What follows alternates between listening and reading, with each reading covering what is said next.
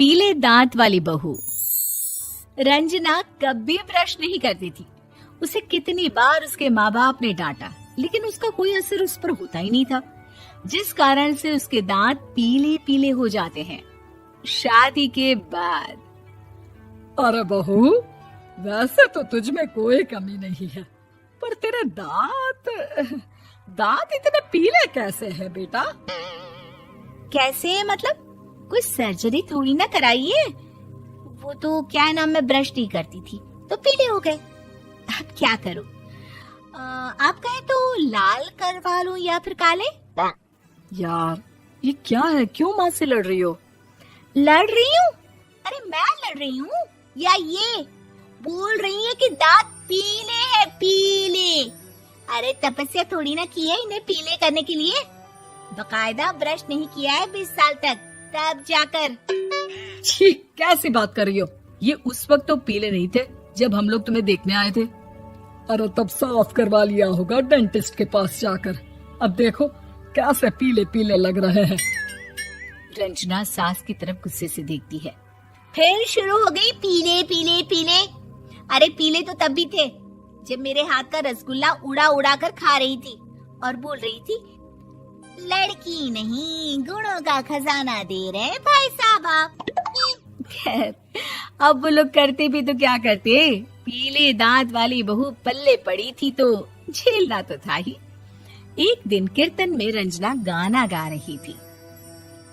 अरे कमला बहन, माँ का द्वार है, यहाँ तो सब शुद्ध होकर आते हैं, फिर अपनी बहू को ब्रश भी नहीं करवाती तुम।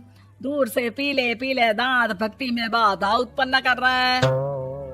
अरे कोई 2 साल के बच्चे थोड़ी ना लेकर आई हूँ मैं बहू बनाकर। अच्छी खासी लड़की है, अरे कैसे करवाऊं ब्रश? ये तो उसे खुद करना चाहिए ना।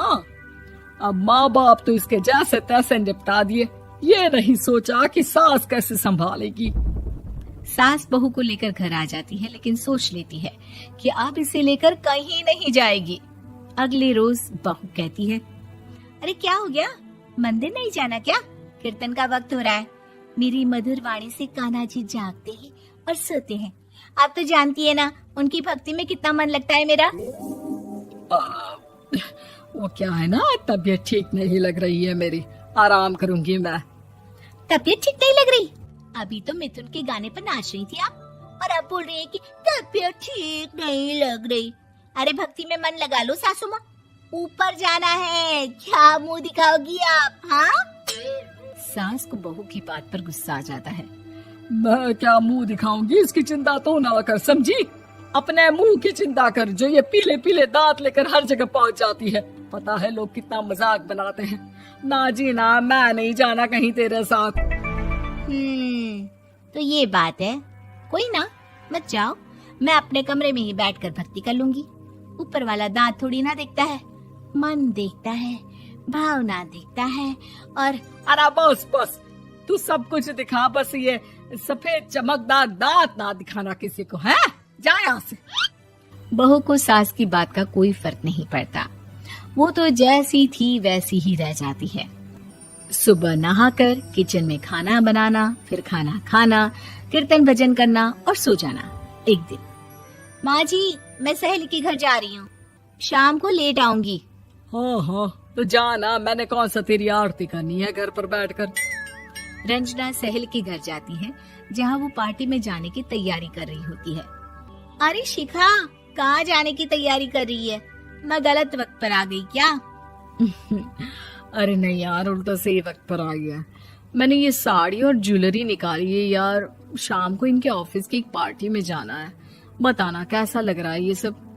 नहीं यार, इस ड्रेस के साथ तो वो वाली ज्वेलरी अच्छी लगेगी। हाँ हाँ सही बोल रही है, मैंने ध्यान ही नहीं दिया। वैसे तो हमेशा से मस्त फैशन सेंस रखती है। तो बड़ा जाती होगी ना पति के साथ पार्टी में। रंजना कुछ नहीं बोलती, बस सोचती है कि यार काश ये बात सही हो जाती, पर मैं क्यों नहीं जाती पार्टी में? क्या इन लोगों की कोई पार्टी होती नहीं होगी? रंजना घर आती है और रात में पति से सवाल करती है, एक बात बताइए, आप मुझे किसी पार्टी में क्यों नहीं ले जाते? क्या आपके यहाँ ऑफिस में पार्टी नहीं होती? पति बेचारा क्या कहता कि दांत पीले हैं तुम्हारे इसलिए। अरे कोई पार्टी होती नहीं हम लोगों के ऑफिस में, तो कहाँ से लेकर जाऊं? और मार्केट, मॉल, कहीं वीकेंड घूमना, कहीं तो। अरे यार सारे हफ्ते में एक छुट्टी मिलती है, तो सोचता हूँ कि आराम ही कर लूं। क्यों? रंजना मन मार के रह जाती है। पहले कभी सास के साथ मंदिर जाया करती थी, लेकिन वो भी सास ने ले जाना बंद कर दिया। घर बैठी बैठी रंजना बोर हो जाती है। तभी उसे आइडिया आता है और वो मायके जाने का सोचती है। सासू माँ, 2 दिनों के लिए मम्मी के घर जा रही हूँ। अच्छा ठीक है, आराम से जा। और हाँ, माँ से कुछ अच्छी आदत सीख कर आना कि कैसे शरीर के हर भाग की तरह दांतों की सफाई भी जरूरी होती है, समझी?